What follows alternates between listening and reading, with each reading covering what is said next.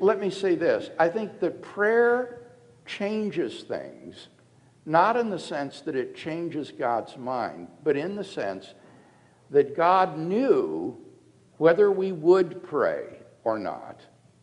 And if we would pray, he may have providentially decided to do certain things that he would not have done had he known we would not pray. So in that sense, our prayers really make a difference in the course of world history, because God's actions can be contingent upon how he knew we would pray. And he can know how we would pray, whether he's in time or timeless. I think that's not germane to the question.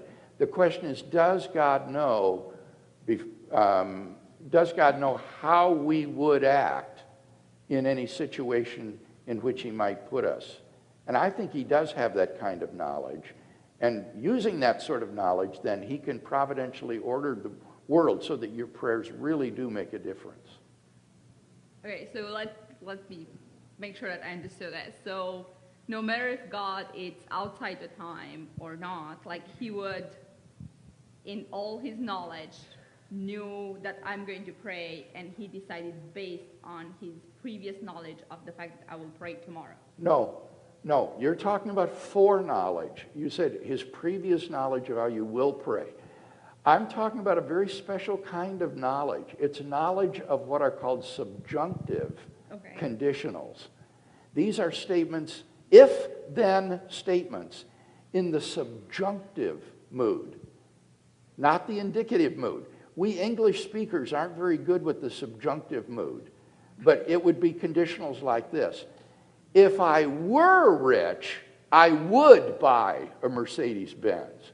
If I had not pulled out into traffic, I would not have been hit by the oncoming car. If I were to ask the boss for a raise, he would raise my salary.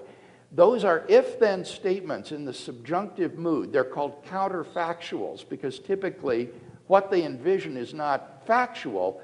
It's a condition that if it were like this, then this is the way it would be. And so what I'm saying is whether God's in time or out of time, because he's omniscient, he knows if you were to pray, or if you were in this situation, you would pray for this. And so he can set things up so that that prayer has consequences that he would not set up if he knew that you would not have prayed in those circumstances. Okay, thank you. So in other words, pray.